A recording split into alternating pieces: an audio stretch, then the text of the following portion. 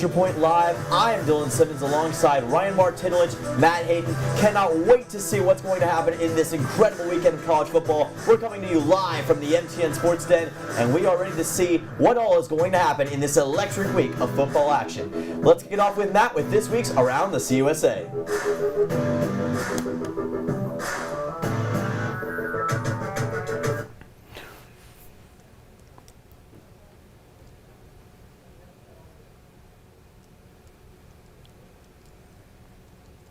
We've got a couple of top teams in the conference matching ups this weekend, plus a team that is looking to get their offense going after their early bye. Let's go around the CUSA and check out the action.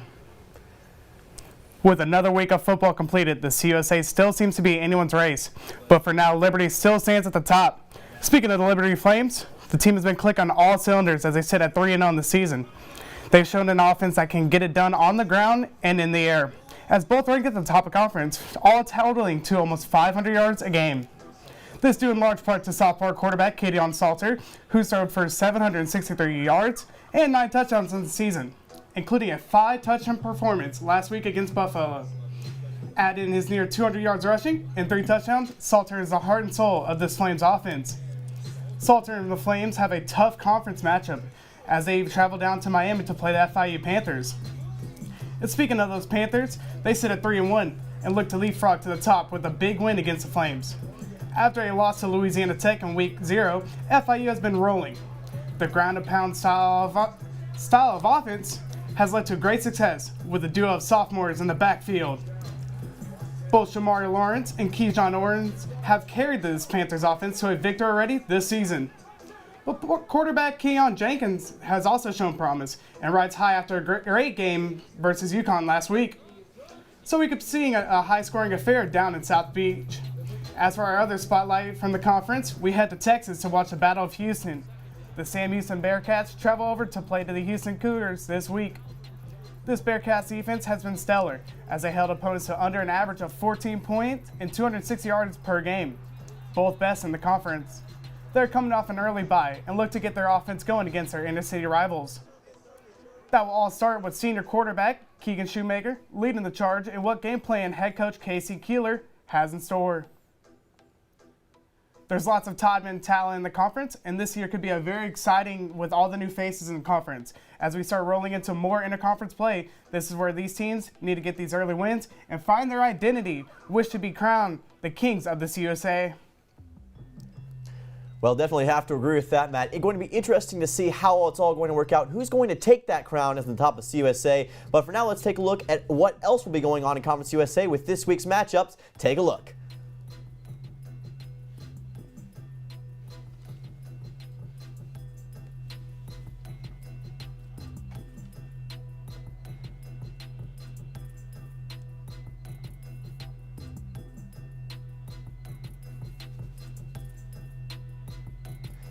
All right, we will see what else will be going on here, but for now, we're going to take it to our next segment, a really interesting one, as we will be seeing what will be going on with the Scoop. Here is Mr. Ethan Odom.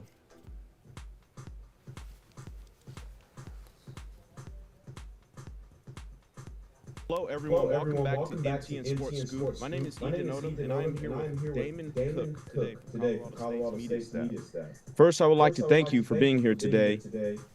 Damon, let's start out by going on the road this past weekend against Coach Prime and his elite Colorado Buffalo team in this strong rivalry matchup that ended up becoming an overtime victory by the Buffaloes.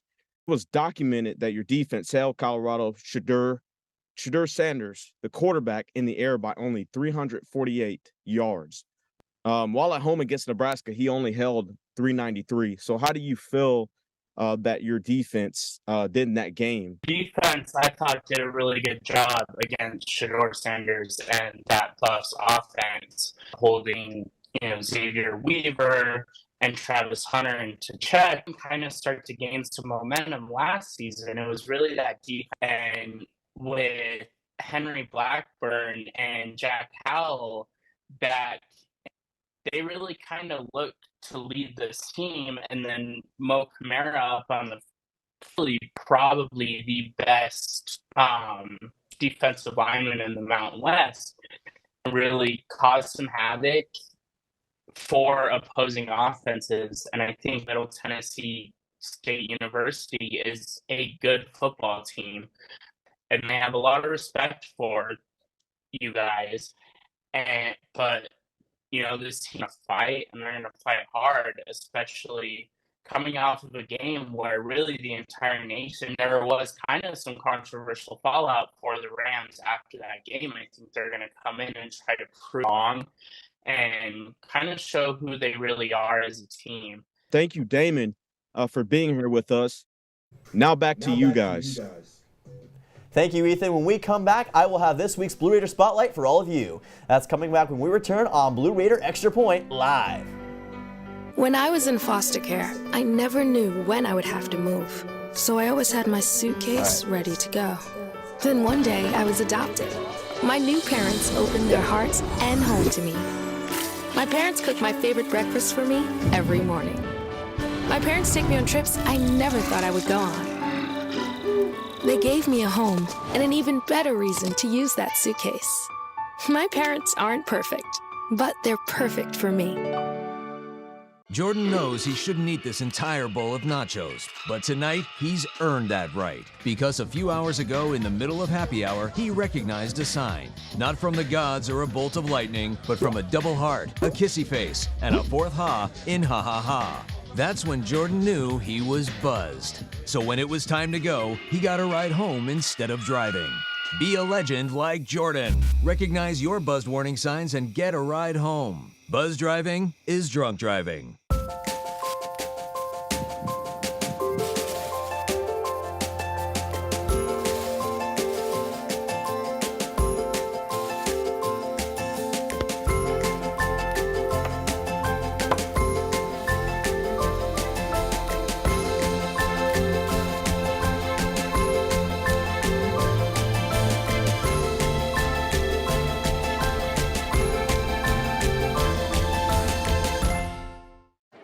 The black truck? Hey, Christina from accounting. Yeah, hi. Hey, I used to date a girl named Christina. Oh, really? Yeah, and then she dumped me for my best friend. You want to see some photos of them that I took? I don't. I thought we talked about this, buddy. Buzzed and overshared again? Yeah. Yeah. I'm gonna call a car. That's a smart idea. So yeah, I know, that's why I did it. Hey, you're gonna get back to the top of the mountain. Does that mean I'm gonna get back with Christina? No. Oh. Welcome back, guys, to Blue Raider Extra Point. All right, everybody, thank you all so much for coming in for Blue Raider Extra Point. Now I'm going to take you here for the spotlight. Got a very good chance to see what happened with the Middle Tennessee soccer team when they went to Geodis Park. Take a look. Hello everyone, I am Dylan Simmons and welcome to the largest soccer-specific stadium in the entire United States, Geodis Park in Nashville, Tennessee, where tonight, for the first time ever, two collegiate teams will square off, the Vanderbilt Commodores and the Middle Tennessee Blue Raiders. Okay. It all started with an idea from athletic directors Chris Massaro and Candace Lee. With a handshake, a history-making match was official. With first touch in the control of Vanderbilt, they wasted no time in showing that domination was their gratification, as Rachel Duriski found a lightning-fast goal.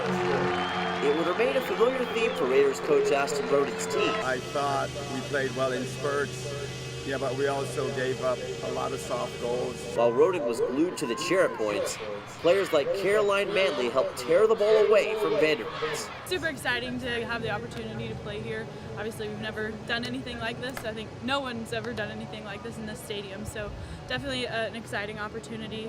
As exciting as it was, it still couldn't change the offensive mood, as Eden Qualley was denied a goal early in the second half. This offensive quickstand was another hang-up for Aston Roden.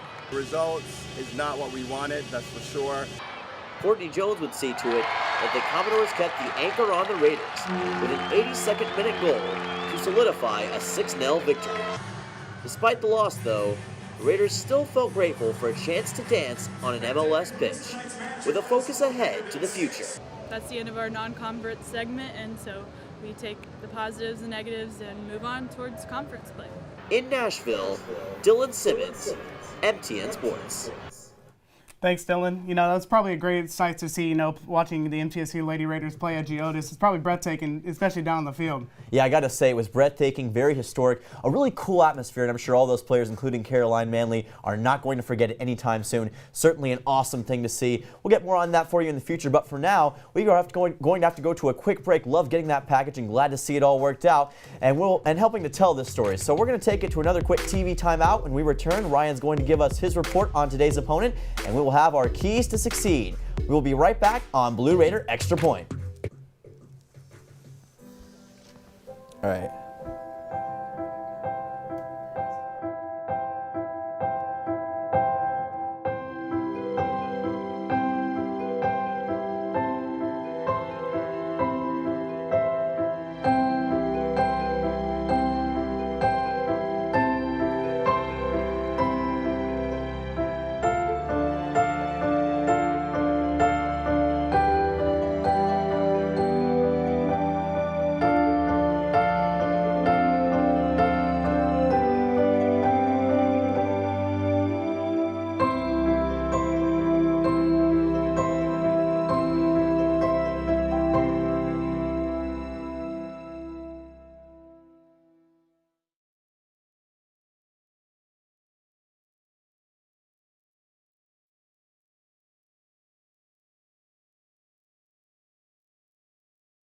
Son, love is like the ocean. You have to tread the waters. Dad, that's not the kind of help I needed.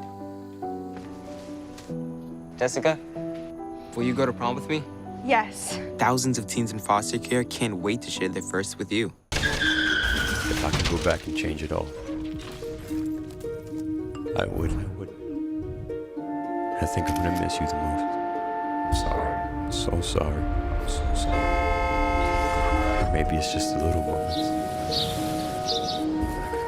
I could go back and change it all. If I could go back, I would. But I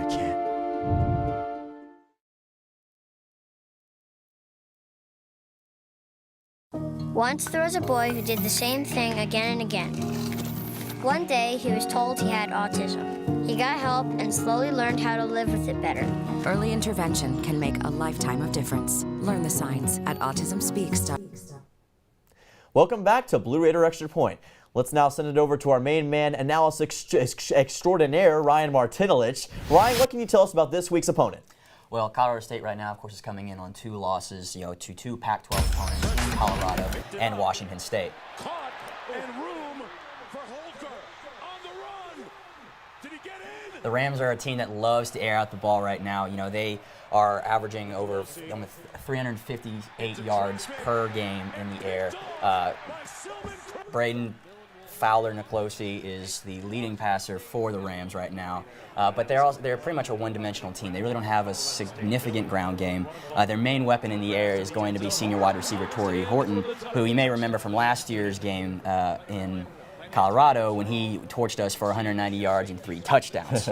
On the ground game, they really don't typically average more than about 2.5 yards per carry. Their leading rushers combined so far for 52 carries on 150 yards.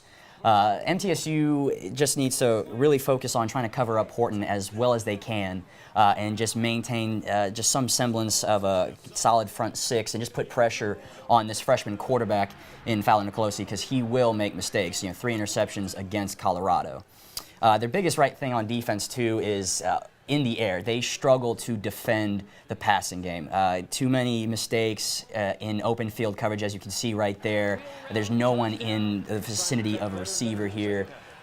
They struggle, 407 yards per game giving up in the ground. But they do have a solid foundation up front.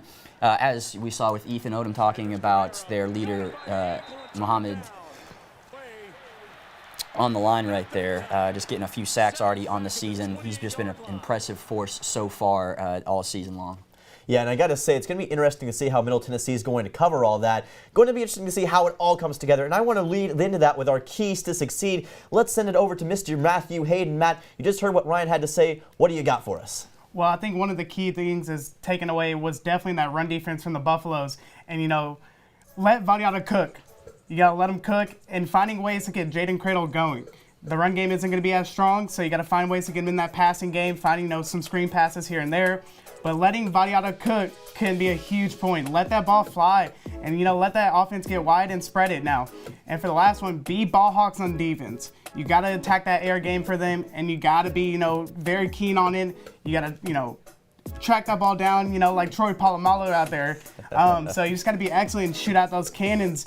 And so, Dylan, I know you got a few keys for us today, so what you got for us in store? Yeah, so I guess I'll go ahead and go lead into mine. So I'm going to start with BBB. Now I'm looking for the Raiders to bounce the ball from Braden. With Colorado State's quarterback Braden Fowler Nicolosi threw 3 interceptions against Coach Prime's team last week, showed a lot of weakness when throwing into coverage. So I'm looking for guys like Trey Flellen to step up, force him to make tough decisions, and get some guys like him to get involved with this. Second one, fire the cannons, as you mentioned. I want to see Nick Vadiato pull out everything in this game, and that includes taking deep shots. He was able to get 291 passing yards last week. That's something that was good, but he needs to keep enhancing that and take a lot of deep shots in this game. And then execution excellence. If there's one way to put yourself in a great position, it is to execute well, make sure that you don't have any unforced errors that allows Colorado State to capitalize. Ryan, what about you? We mentioned this earlier, keeping them one-dimensional. They are a passing team, but if you can, put enough pressure on their freshman quarterback and force them to really air it out, and Trey Flellen is going to be there to pick it off one way or another. And, with Sam Brunfield being Defensive Player of the Week, he's going to get back there if he's given the time. Creating space in the open field. We like to throw the ball. They struggle against the passing defense, and it's just imperative that we get our wide receivers open in space.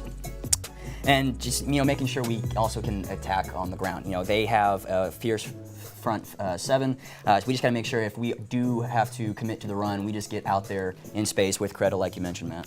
That's going to be a major factor with this, obviously. Getting Credle out there in space, getting this offense to really just wind up that attack. We'll see how it all works out. So thanks, guys, for that. After the break, we're going to be making our picks for the games in CUSA. Stick around. We will be right back.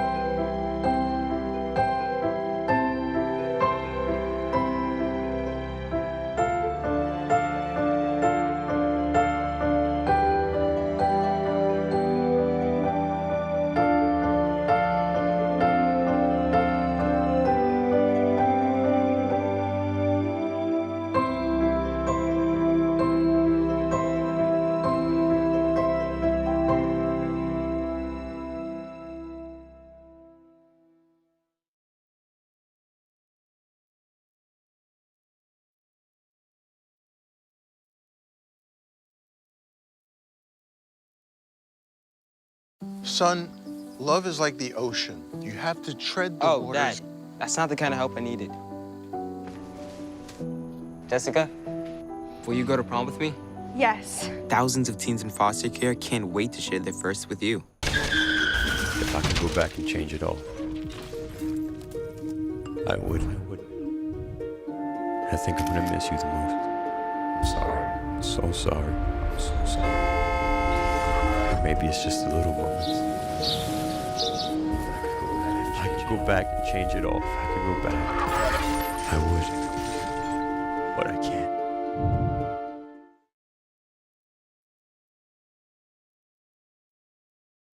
Once there was a boy who did the same thing again and again. One day, he was told he had autism. He got help and slowly learned how to live with it better. Early intervention can make a lifetime of difference. Learn the signs at Autism Speaks. Welcome back. It's now time for our picks of the week. Let's get things going first with Sam Houston versus Houston in another Confusion Bowl. Matt, we'll start with you.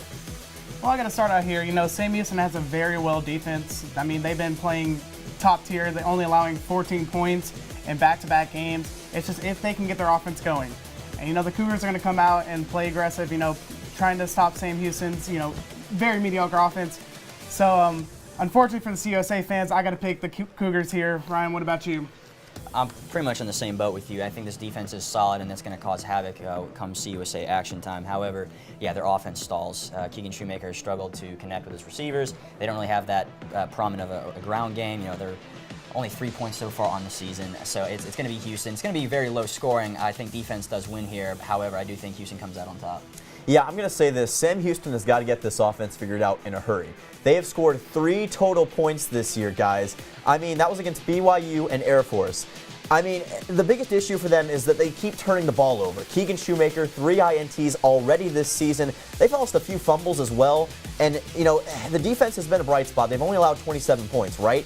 But it's not going to matter if this offense can't figure this out in a hurry. This could be a big chance for them to recover against a Houston team that has struggled in their own right. They need to shut down Dana Holgerson's offense, keep this team kind of contained. That's what I'm going to be looking for. I think Houston gets the job done. 37-10 Cougars. Let's move on. We've got UNLV versus UTEP in El Paso. Matt? Again, another team in UTEP that has a very, very bright spot on defense and linebacker Tyrese Knight there. But, if they were looking to steal a win here against UNLV, they have to, play a very well game on offense. But I think they have it in them. And I think I'm going to go with the Miners here. I think their defense has been showing bright spots more and more. And if they can keep a steady offensive game going, I think they can steal a win here. So give me the Miners. I kind of have to disagree with you here. That offense is very inconsistent. Gavin Hardison can make the plays. He just throws too many times into double or triple coverage even. Deion Hankins is a great runner, but to rely heavily so much on the ground game is going to be tough. UNLV, this is a different team over the last couple of years. I do like how they have played so far. They like to air the ball out, but they can run it if necessary. I just don't think UTEP can keep up with these Rebels. Give me UNLV.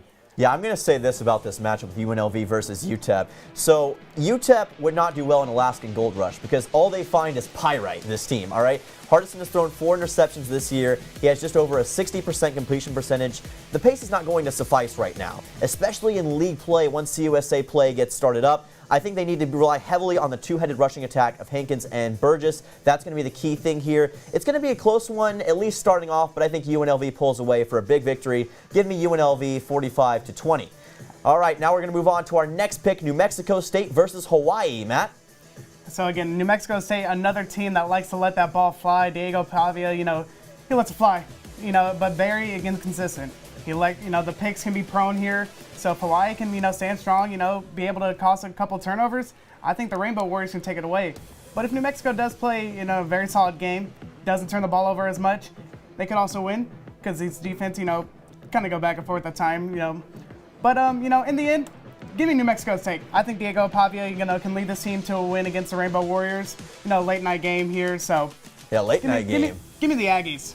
Yeah, I also think this game, if there's an over-under you guys want to bet on, it's going to be the over-under of how many turnovers there are on this game. I mean, talking about, Schrager and Pavia at quarterback, who have both struggled to find any kind of consistency. Lots of turnovers. So over-under, I'd say 6.5 interceptions. 6.5 interceptions? Yeah, I think defense is going to play incredible and pay dividends out here. I do think it's still going to be somewhat of a reasonably scoring game. I do like the Rainbow Warriors at home, however. I just think there's something about the island that just gives them a lot to prosper towards, and I think this is where the Aggies slip up here. I mean, imagine that jet lag that they're going to have going all the way over to Hawaii. It's going to be later than basically any other game there at the time. Yep. Now, my take on this game, New Mexico State versus Hawaii, how about those Aggies taking the Rio Grande rivalry? First time since 2017 that's happened Ethan Albertson getting Special Teams Player of the Week for CUSA. I honestly think that Jerry Kill is doing a fantastic job so far, and he's got a chance to get this team over 500. Now, Diego Pavia has been simply electric. I mean, 918 passing yards, 8 passing touchdowns. Jonathan Brady has been a phenom at wide receiver and has multiple 100-yard receiving games this season.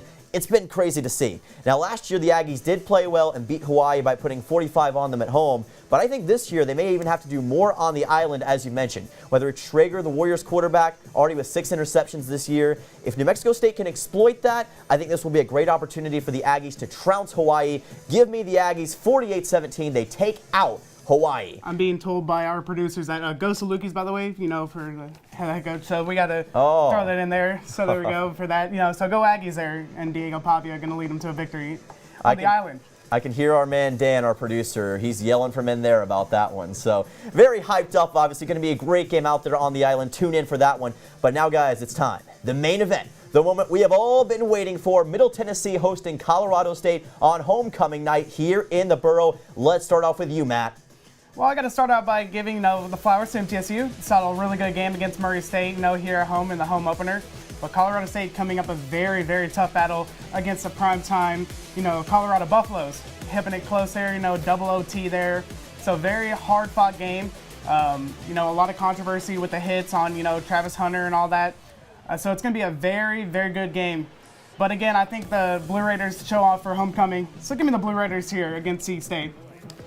I think this is going to come down to, first off, who makes the fewest mistakes and, obviously who can air out the ball more. This is going to be probably a pass-heavy attack from both sides. Can anyone create enough space or prevent any holes from opening up? Like I said, I think these are two teams that could put enough pressure on quarterbacks, Vadiato and Nicolosi.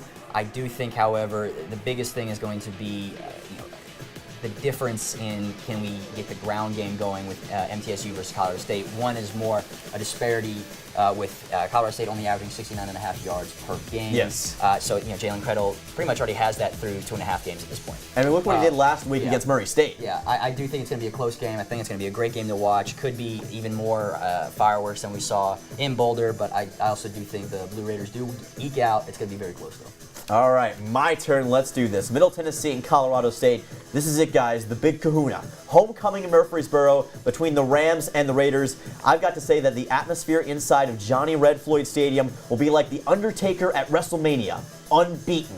Nick Vadiato and that offense, they need to come out aggressive, hungry, and determined. That defense, led by Sam Brumfield, need to create opportunities with timely defensive plays. And finally, the biggest thing that Middle has to execute on is they have to avoid self-inflicted mistakes, because that could be real trouble with this Colorado State team. We saw last week against the Buffaloes and Coach Prime how they capitalized on that. They have to limit that in this game. Now, with this last week's game, Colorado State and Colorado, guys, it drew over 9 million viewers, right? This was a huge game. Well drawn out. Everybody wanted to see what was going to happen.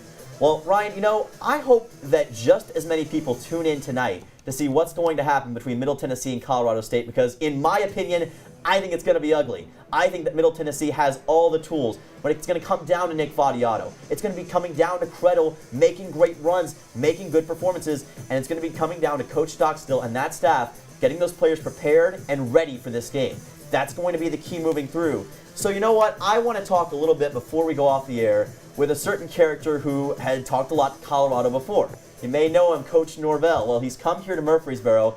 I've got something to say to him, guys. Coach Norvell, if you're listening, which you may be, it is Blue Raider Extra Point, I want to let you know this. I'm a bit of a rebel, and I like to talk to grown-ups with my shades and my hat on. Coach Prime, I am here for you. I'm listening. I know that the game against Oregon is not going so well right now, but I want to let you know that you're here in spirit, and I can feel it inside of Studio 2 here on the campus of Middle Tennessee State University. So here it is. Here's my tribute to you. Middle Tennessee gets the win, 38-20. There you go. That's my final prediction for you guys. So I hope you all enjoyed that. Matt, go ahead and say what you got to say about this. I don't know how I'm supposed to talk about it. Why are they passing it on to me? I mean, Dylan, you were the man of the show. Just giving your all up Coach Prime over there, giving some love there. But, we are wrapping up here in the MTN Sports Center for Blue Raider Extra Point Live. Before we go, make sure to follow us on our social media platforms. You can find us on X, Instagram, TikTok, and YouTube. Yeah, make sure to follow us on all those social media platforms. We are just moments away from kickoff at Johnny Red Floyd Stadium. For that, you'll need to switch over to ESPN+, but be sure to come back right here for our halftime show. But that's going to do it for now as we send it over to the broadcast team up in the booth. Thank you all so much for watching, and we will see you at the half. What do you think? Why? I mean, Why? What do you mean, why?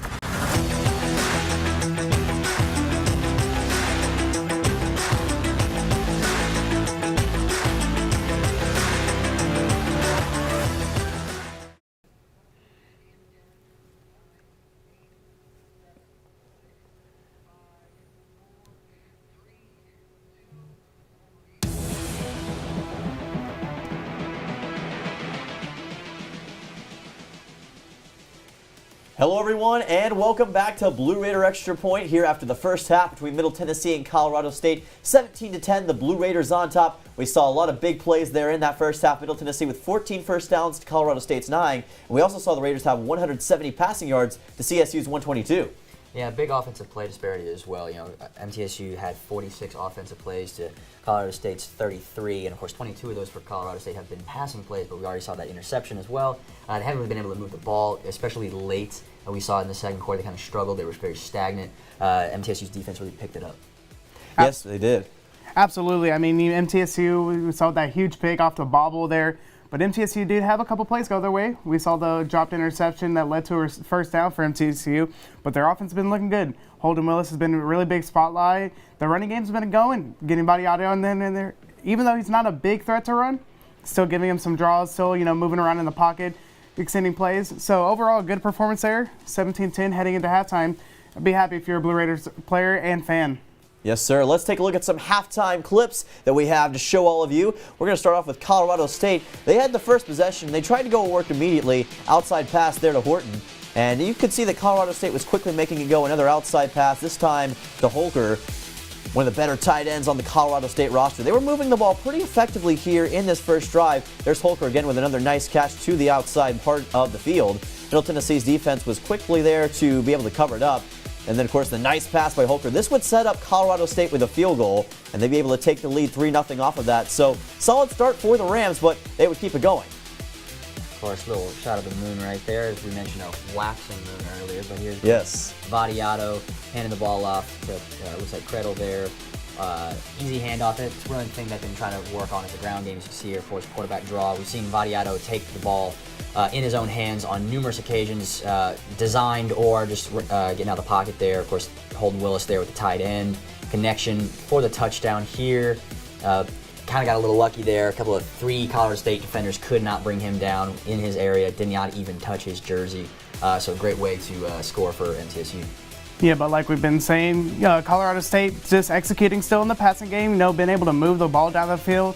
working that outside as we see the late hit there, double lunger there for the late hit on the out of bounds play.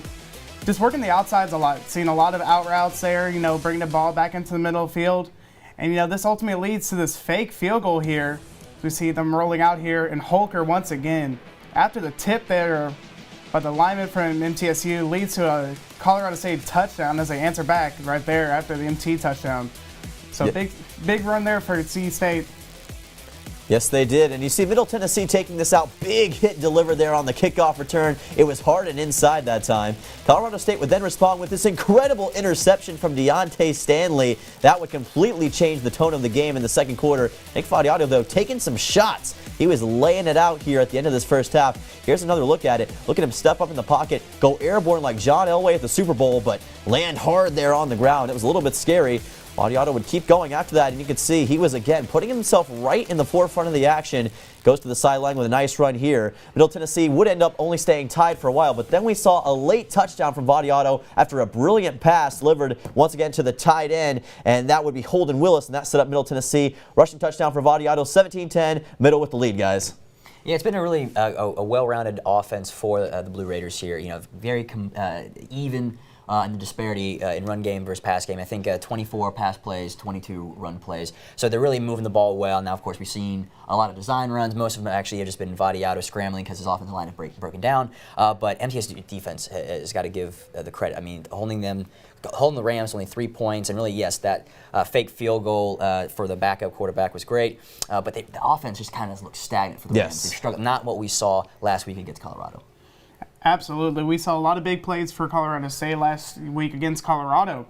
But again, MTSU's defense has been holding strong. And like we've been saying, they had to be ball hawks on defense. I mean, the pick was just unimaginable. I mean, you bobble, and then you catch it and return it for 3 points.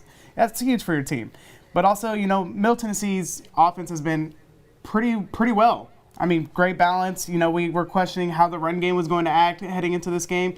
But, MTSU has been able to hold it down, either with Fadiato, Frank, or Cradle. Just whoever the ball has in their hands have been able to extend plays, get a couple chunk yardage and lead to big plays down the field, especially to Willis. Willis has been a huge bright spot for this offense today. He absolutely has been. Holden Willis already with a big play there at the end of that first half. And I got to say, that late touchdown, don't underestimate the impact of that. That put all the momentum in Middle Tennessee's corner going into the locker room. Absolutely massive for them. They've got the 17-10 lead. The question that we all have is, can they keep that momentum going? That is something that we're going to find out as this game continues into the second half. Should be a fun one for Murfreesboro between Middle Tennessee and Colorado State. We'll see how it all plays out. But for now, thank you all so much for joining us here for this halftime report. We'll see you all next week with Blue Raider Extra Point as Middle Tennessee plays Western Kentucky. And for Matt Hayden, Ryan Martinovich, I'm Dylan Simmons saying so long. Remember to always have an electric night, and we will see you next time.